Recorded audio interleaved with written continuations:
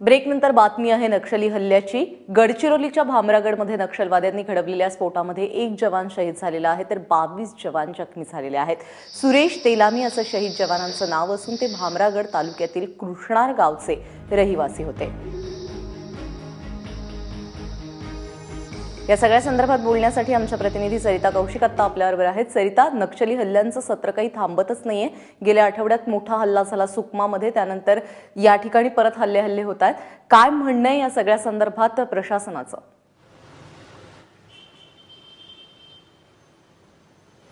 खरं तर प्रशासनाचं यावर काहीच म्हणणं नाही असं आपण म्हटलं पाहिजे, कारण आजची जर का स्थिती पाहिली तर ज्या पद्धतीनं या शहीद जवानाला सलामी दिली आहे तोच खरं तर प्रशासनाला काय म्हणायचंय, किती गंभीर आहे प्रशासन यावरच प्रश्न उठतो आहे। आज सुरेश तेलामी यांच्या सलामीला गडचिरोली जिल्ह्याचे फक्त पालकमंत्री हे हजर होते।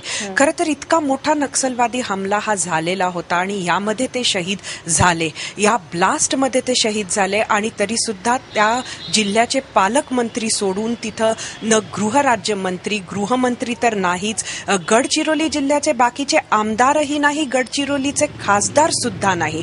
त्यामुळे किती गांभीर्य आहे या सर्व प्रकरणाबद्दल हा खरं तर प्रश्न आता उठतो आहे। आणि कोणासाठी लढत आहेत ही मंडळी?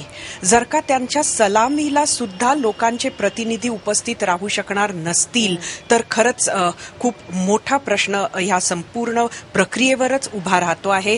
कालचा हा जो काही हमला झाला हा 2 भागांमध्ये झाला। सगळ्यात पहिले फायरिंग झालं, फायरिंगमध्ये 3 जवान जे आहेत ते अगदी किरकोळ जखमी झाले। मात्र हे सुकमाच्या जवळच, म्हणजे गडचिरोली महाराष्ट्राच्या साईडला, मात्र सुकमाच्या अगदी जवळ असलेल्या जंगलाच्या परिसरामध्ये हे फायरिंग झालं आणि त्यामध्ये जे 3 जवान किरकोळ जखमी झाले होते त्यांना रायपूरला त्यामुळे नेण्यात आलं। मात्र त्यानंतर तिथल्या भागामध्ये मदतीसाठी ही मंडळी जात होती, ते MPV मध्ये होते, माइन प्रोटेक्टेड व्हेकल मध्ये होते आणि तिथं भूसुरुंगाचा स्फोट करून नक्षलवाद्यांनी हे वाहन उडवलेलं आहे। खरं तर परत हाही प्रश्न, या वाहनात किती लोक बसू शकतात, कितींचे सीट बेल्ट असतात, त्याच्यात किती लोकांना नेतात आणि स्फोट झाला तर ही मंडळी वाचावी यासाठी तिथली संपूर्ण यंत्रणा असते। मात्र या वाहनात सर्वांना भरून पाठवल्यामुळेच आता असं लक्षात येतंय की जर का त्यामध्ये 19 लोक होते, 20 लोक होते तर खरंच हा सुद्धा आता बघितलं तर अत्यंत गंभीर असा विषय आहे।